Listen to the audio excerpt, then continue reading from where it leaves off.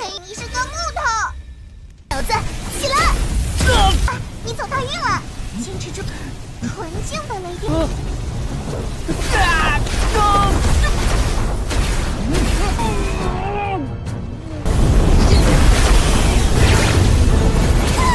也不至于没有一战之力。我还没说完呢，我只要赤莲王。本大小姐像是初二番。要啊，2颗赤莲。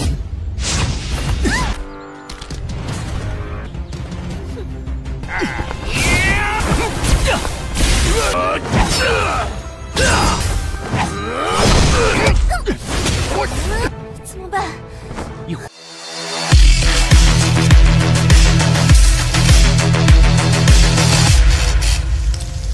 ？Halo semuanya, selamat datang di Ruang Sinema. Bagaimana kabar kalian semua? Semoga selalu sehat dan baik-baik saja. Pada hari ini kita akan kembali melanjutkan series Donghua Martial Universe episode terbaru, yang mana ini adalah episode yang ke-9. Bagi yang mau bergabung dan series ini, kita sudah sediakan playlistnya. Jadi kalian bisa dengan mudah mencari di mana episode awal dari series ini. Tapi sebelum kita mulai episode terbarunya, kita akan melihat dulu apa saja yang telah terjadi pada episode sebelumnya, tepatnya pada episode 8. Kemarin, Feng Hao tengah melakukan pelatihan ketat dengan Xin Hao, karena bagaimanapun dirinya memiliki sebuah metode yang cocok agar bisa meningkatkan kekuatan Xin Hao dengan cepat. Terlebih lagi saat ini dia sedang dalam kemacetan. Hanya saja dalam pelatihan itu, Feng Hao sedikit memerlukan petir yang kuat. Karena Xin Hao berbicara seperti itu, jadi muncullah sebuah petir yang kuat langsung menyambar Feng Hao. Ini semua berasal dari gadis bernama Yang Xing. Melihat dia yang sedang bertarung dan para perampok, Feng Hao tanpa pikir panjang segera memberikan bantuan kepadanya. Berkat semua itulah, Feng Hao dan Yang Xing berhasil mengusir para perampok tersebut. Namun sayang sekali kondisi Yang Xing tidaklah baik-baik saja, karena sebelumnya telah menggunakan terlalu banyak kekuatan. Feng Hao pun segera memberikan bantuan kepadanya melalui Xin Hao yang merasuki tubuhnya. Namun karena telah menggunakan kekuatan yang begitu besar, Feng Hao pun ikut pingsan. Nah, sekarang kita akan melanjutkan episode terbarunya. Di malam yang begitu indah, Feng Hao telah menerima sebuah hal yang mengasyikkan, karena saat ini Yang Xing telah tertidur tepat di atas tubuhnya. Sesaat kemudian, Feng Hao yang baru saja bangun agak kaget melihat pemandangan itu. Dia pun mencoba untuk menyingkirkan Yang Xing. Namun ini terlalu sulit dan membuat Feng Hao takut masalah akan mendatanginya. Xin Hao pun memberikan selamat karena dia sangatlah beruntung. Pada akhirnya, Feng Hao tidaklah sengaja membangunkan gadis itu, yang tentu saja membuat Yang Xing begitu terkejut, karena di depan matanya ada pria yang bertelanjang dada. Alhasil tamparan manja pun diberikan kepadanya.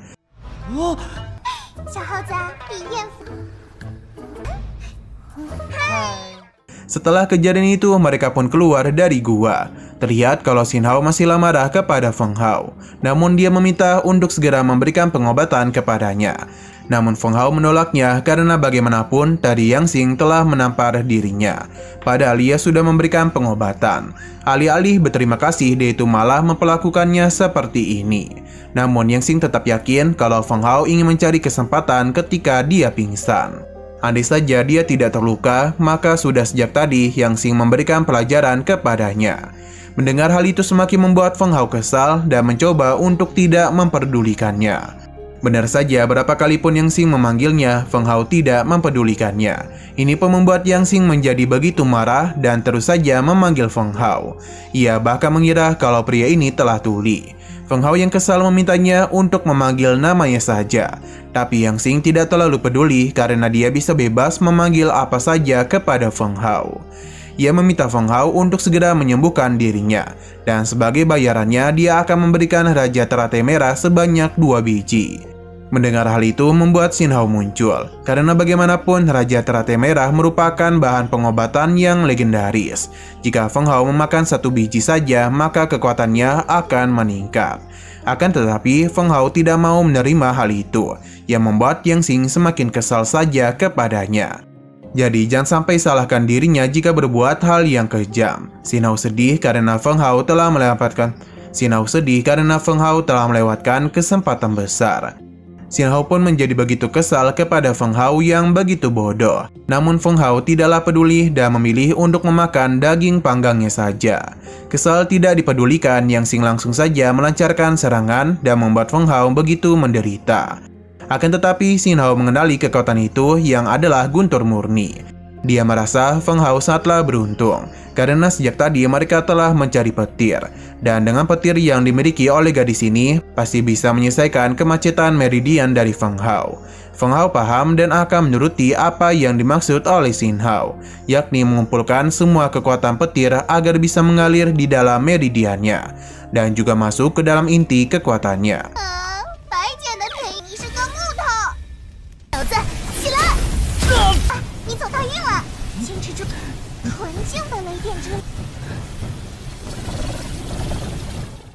Sesuai perkataan Xin Hao, semua itu bisa diserap. Sedangkan Yang Xing agak kaget karena Feng Hao masih bisa berdiri. Semua itu terjadi karena kekuatan petir adalah sesuatu yang sangat baik untuk Wushu Protect. Mereka pun merasa kalau Yang Xing sangatlah berguna. Jadi Xin Hao pun memintanya untuk memaksa Yang Xing mengeluarkan petir lagi. Karena dengan gitulah Feng Hao bisa melakukan penerobosan secepat mungkin. Tanpa perlu melakukan apapun, Yang Xing langsung saja melancarkan serangan kepadanya. Dan lagi petir itu pun diserap dengan mudah oleh Feng Hao. Merasa itu adalah kesempatan yang sangat bagus, jadi Xin Hao pun mulai memberikan sesuatu kepada Feng Hao. Jadi Xin Hao pun mulai membisikkan sesuatu kepada Feng Hao. Berhubung Xin Hao tidak bisa dilihat oleh Yang Xing, ia pun mulai menganggap Feng Hao agak gila. Ia bahkan merinding karena bisa saja akibat serangannya lah yang membuat Feng Hao gila. Di sini Feng Hao pun mulai menatapnya, yang sepertinya rencana Xin Hao akan berjalan dengan lancar. Jadi ketika Yang Xing lagi marah-marahnya, Feng Hao pun mencoba untuk membuatnya semakin marah. Ia bahkan mengatakan, andai saja sebelumnya ia tidak menyelamatkan Yang Xing, mungkin ia sudah sejak tadi mati di tangan para perampok. Selain itu, dia adalah gadis yang egois. Alih-alih berterima kasih kepadanya, gadis ini malah bertindak kasar kepadanya. Meskipun Yang Xing adalah gadis yang cantik, tapi tidak untuk hatinya yang sangatlah berbahaya. Apa yang dia katakan berhasil membuat Yang Xing marah besar. Jadi dia pun mengeluarkan daggernya dan membentuk sebuah formasi yang amat begitu besar. Melihat apa yang terjadi membuat Feng Hao menjadi agak panik karena ini bukanlah yang dirinya maui. Tanpa pikir panjang, Yang Xing langsung saja melancarkan serang petir kepadanya. Ini pun berhasil membuat Feng Hao tidak punya pilihan lain selain masuk ke dalam sungai. Namun bukan berarti Feng Hao akan selamat, karena petir itu masihlah terus mencari keberadaannya. Sampai akhirnya petir itu pun menyambar dirinya yang membuat Feng Hao pingsan.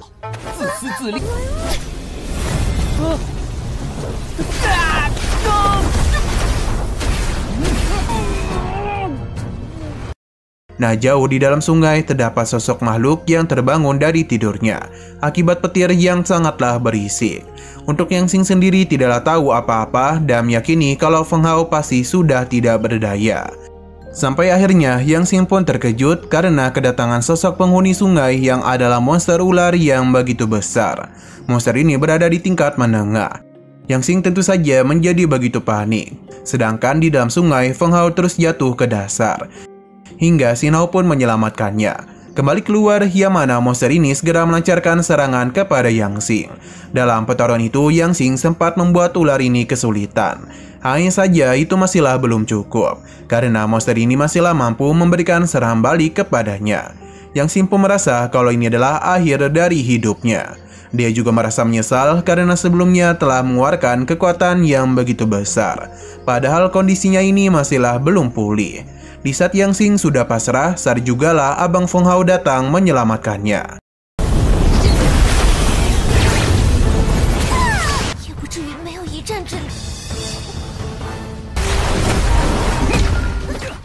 Berkat petir tadi telah meningkatkan kekuatan dari Feng Hao. Dia yang sekarang tentu saja bisa bertarung imbang dengan monster itu. Mungkin kata imbang terlalu berlebihan, sebab dalam pertarungan ini terlihat jelas kalau Abang Feng Hao jauh lebih unggul dan berhasil membuat monster ini ditekan habis-habisan. Monster itu tidaklah punya pilihan lain selain terus merasakan serangan manja dari Abang Feng Hao.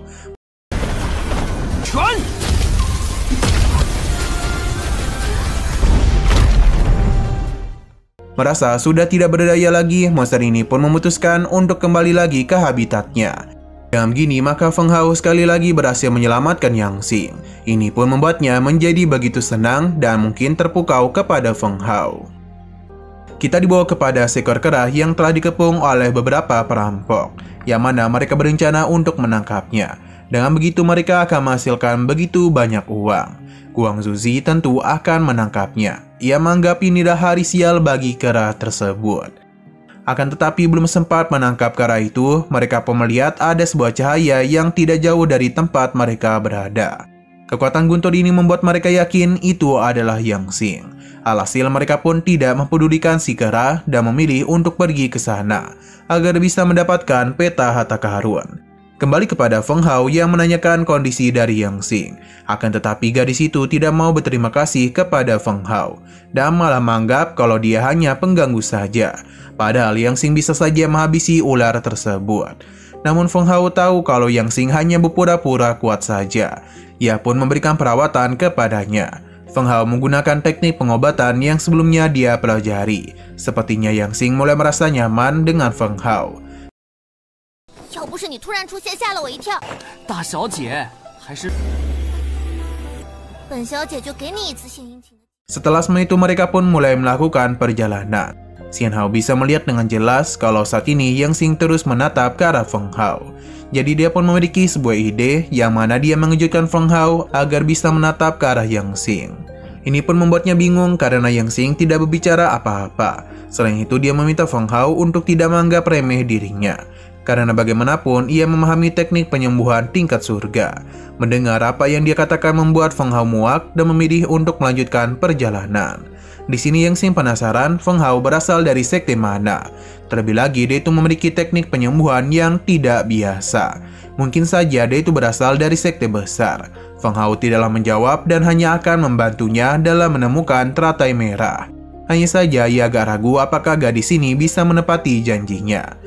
Yang Xing berjanji karena selain 2 biji teratai merah, harta lainnya akan dia serahkan kepada Feng Hao. Karena bagaimanapun dia hanya menginginkan teratai merah saja. Feng Hao paham dan akan memegang perkataannya. Tapi Xian Hao ini juga tertarik dengan biji teratai merah. Jadi kemungkinan dia itu memiliki sebuah rencana. 我还没说完呢，我只要吃莲王。本大小姐像是出尔反尔啊，2颗吃莲王的。 Di sisi lain, para perampok ini tengah berada di tempat yang sebelumnya Feng Hao singgahi. Berhubung sudah tidak ada orang di sini, maka mereka pun akan melakukan pencarian. Karena bagaimanapun wilayah di sini tidak begitu besar. Jadi mereka bisa melakukan penyergapan kepada Yang Xing. Kali ini mereka tidak akan pernah membiarkan gadis itu melarikan diri. Kembali lagi kepada Feng Hao dan Yang Xing.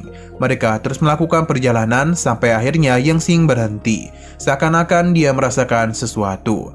Namun dia itu tidaklah memberitahukan apapun kepada Feng Hao. Mereka kini telah berada di sebuah tempat namun tidak ada tanda-tanda ada harta di sini. Yang Xing pun bingung di manakah harta itu berada. Sampai akhirnya mereka pun dikejutkan oleh serangan dari para perampok. Dan musuh sebanyak ini tentu saja akan sangat merepotkan mereka. Guang Zui meminta untuk menyerahkan peta harta karun kepadanya, karena begitu dia bisa mengampuni nyawa mereka. Namun tentu saja Yang Xing tidaklah percaya, karena meskipun dia memberikan peta itu, maka mereka pasti akan tetap menghabisi dirinya. Penyerangan pun mulai dilakukan oleh para perampok. Feng Hao tidak tinggal diam saja dan langsung saja memberikan perlawanan dengan tinju petir miliknya. 怎么了？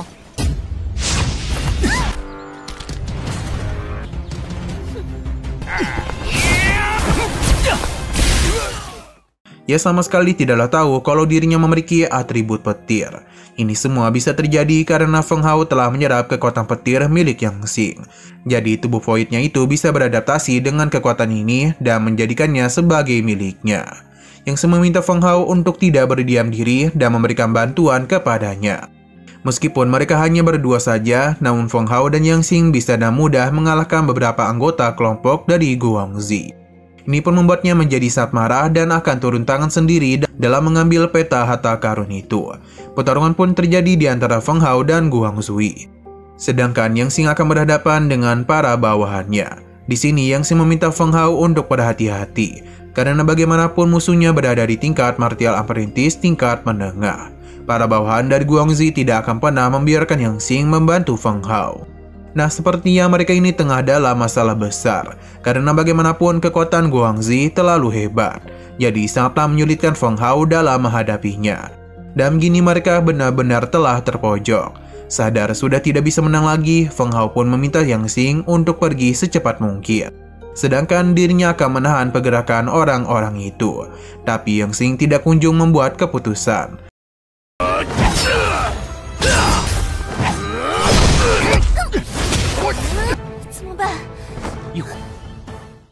Sampai akhirnya sebuah serangan pun menghantam para perampok ini. Semua itu berasal dari sosok kera besi yang tiba-tiba saja muncul. Kedatangannya tentu saja membuat Feng Hao dan yang lainnya menjadi terkejut, karena bagaimanapun ini adalah monster tingkat tinggi. Monster ini tidaklah pandang bulu dan menyerang siapapun yang dianggap berbahaya. Feng Hao dan juga Yang Xing pun menjadi incarannya. Entah kenapa kera ini terus saja mengejar Yang Xing, padahal Feng Hao sudah mengalihkan perhatiannya. Namun kera ini tetap saja mengejar Yang Xing.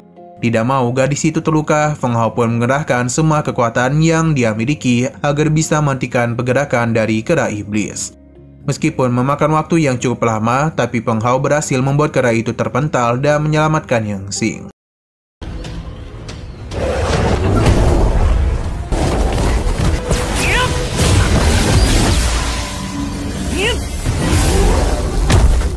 Dia pun kebingungan mengapa Feng Hao malah menyelamatkan dirinya, padahal dia itu memiliki kesempatan untuk bisa melarikan diri. Sebagai pria sejati, tentu saja Feng Hao tidak akan membiarkan seorang gadis terluka begitu saja. Karena incarannya sudah pergi, membuat kera iblis menjadi begitu marah dan mulai melakukan pengejaran.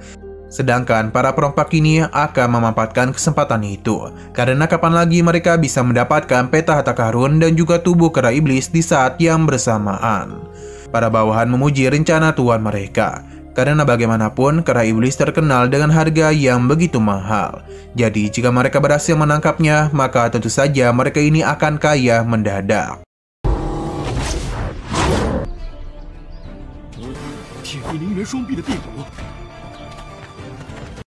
Nah, sayang sekali lagi seru-serunya, episodenya pun harus bersambung dulu. Oke, sekian dulu pada video kali ini. Untuk video selanjutnya akan segera hadir. Jadi bagi kalian yang ingin mengikuti series ini, langsung saja klik subscribe dan aktifkan loncengnya. Terima kasih yang sudah menonton video sampai habis. Jika kalian suka pada video ini, klik like dan share ke teman-teman kalian tentang channel ini. Dan ditunggu aja kelanjutannya. Oke, sampai jumpa di video selanjutnya.